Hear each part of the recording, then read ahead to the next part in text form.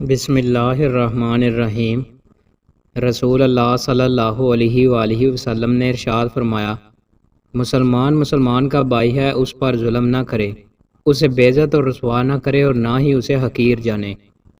حضرت علی رضی اللہ تعالی عنہ نے کہا، اے اللہ کے نبی، کیا آپ کو کسی نے غصہ دلایا ہے؟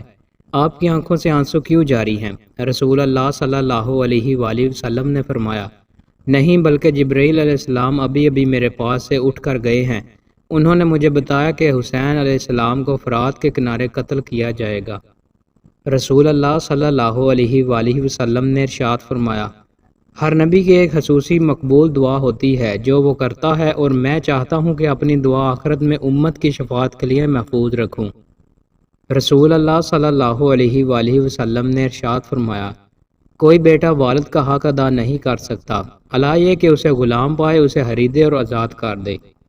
رسول اللہ صلی اللہ علیہ وآلہ وسلم نے ارشاد فرمایا، سفید بالوں والے مسلمان اور افراط و تفریط سے بیچ کر اعتدال کے ساتھ قرآن پر عمل کرنے والے کی تعظیم گویا اللہ پاک کی تعظیم ہے۔